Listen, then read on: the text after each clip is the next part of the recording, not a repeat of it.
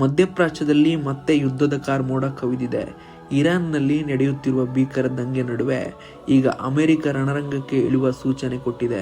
ಅಗತ್ಯ ಬಿದ್ದರೆ ಮಿಲಿಟರಿ ಕಾರ್ಯಾಚರಣೆ ಮಾಡೋಕೆ ನಾವು ಹೆದರಲ್ಲ ಅಂತ ಅಮೆರಿಕ ಅಧ್ಯಕ್ಷ ಡೊನಾಲ್ಡ್ ಟ್ರಂಪ್ ಆಪ್ತರು ಬಾಂಬ್ ಸಿಡಿಸಿದ್ದಾರೆ.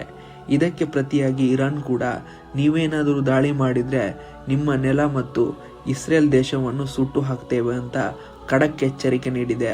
ಅಷ್ಟಕ್ಕೂ ಏನಾಗಿದೆ, ಟ್ರಂಪ್ ಪ್ಲ್ಯಾನ್ ಏನು? ಇಲ್ಲಿದೆ ಕಂಪ್ಲೀಟ್ ರಿಪೋರ್ಟ್.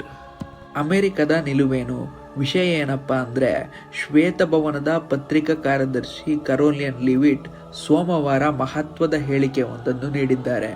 ಇರಾನ್ ಜೊತೆಗಿನ ವ್ಯವಹಾರದಲ್ಲಿ ಟ್ರಂಪ್ ಅವರು ರಾಜತಾಂತ್ರಿಕ ಮಾತುಕತೆಗೆ ಮೊದಲು ಆದ್ಯತೆ ನೀಡುತ್ತಾರೆ. ಆದರೆ ಎಲ್ಲ ಆಯ್ಕೆಗಳು ಟೇಬಲ್ ಮೇಲಿವೆ. All opinions are on the table ಅಂತ ಹೇಳೋ ಮೂಲಕ ಮಿಲಿಟರಿ ದಾಳಿಗೆ ಸುಳಿವು ನೀಡಿದ್ದಾರೆ. ಟ್ರಂಪ್ ತುಂಬ ಒಳ್ಳೆಯವರು, ಆದರೆ ಅಗತ್ಯ ಬಿದ್ದರೆ ಸೇನೆಯನ್ನು ಬಳಸಲು ಅವರು ಹಿಂಜರಿಯುವುದಿಲ್ಲ ಅನ್ನೋದು ಇರಾನ್ಗೆ ಚೆನ್ನಾಗಿ ಗೊತ್ತಿದೆ ಅಂತ ಕರೋಲಿನ್ ಲಿವಿಟ್ ಹೇಳಿದ್ದಾರೆ.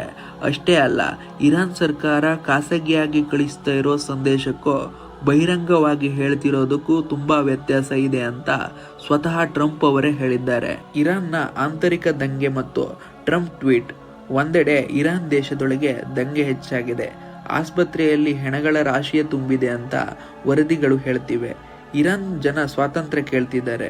ಇದೇ ಹೊತ್ತಲ್ಲಿ ಟ್ರಂಪ್ ಅವರು ತಮ್ಮ ಸೋಷಿಯಲ್ ಮೀಡಿಯಾ ಟ್ರೂತ್ ಖಾತೆಯಲ್ಲಿ ಇರಾನ್ ಸ್ವಾತಂತ್ರ್ಯವನ್ನು ನೋಡುತ್ತಿದೆ, ಅಮೆರಿಕ ಸಹಾಯ ಮಾಡಲು ಸಿದ್ಧ ಇದೆ ಅಂತ ಬರೆದುಕೊಂಡಿರುವುದು ಈಗ ಸಂಚಲನ ಮೂಡಿಸಿದೆ. ಇದು ಪರೋಕ್ಷವಾಗಿ ಯುದ್ಧಕ್ಕೆ ಆಹ್ವಾನ ಅನ್ನೋ ಪ್ರಶ್ನೆ ಮೂಡ್ತಾ ಇದೆ. ಇರಾನ್ ಕೊಟ್ಟ ಖಡಕ್ ಎಚ್ಚರಿಕೆ. ಅಮೆರಿಕದ ಈ ಮಾತಿಗೆ ಇರಾನ್ ಸುಮ್ಮನೆ ಕೂತಿಲ್ಲ. ಇರಾನ್ ಸಂಸತ್ತಿನ ಸ್ಪೀಕರ್ ಮೊಹಮ್ಮದ್ ಬರಾಕ್ ಕಲಿಬಾತ್ ನೇರವಾಗಿ ಎಚ್ಚರಿಕೆ ನೀಡಿದ್ದಾರೆ.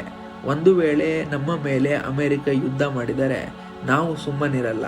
ಈ ಪ್ರದೇಶದಲ್ಲಿ ಎಲ್ಲ ಅಮೆರಿಕನ್ ಮಿಲಿಟರಿ ನೆಲೆಗಳು, ಅವರ ಹಡಗುಗಳು ಮತ್ತು ಮುಖ್ಯವಾಗಿ ಆಕ್ರಮಿತ ಪ್ರದೇಶ ಅಂದರೆ ಇಸ್ರೇಲ್ ನಮ್ಮ ಟಾರ್ಗೆಟ್ ಆಗಿರುತ್ತೆ ಅಂತ ಗುಡುಗಿದ್ದಾರೆ.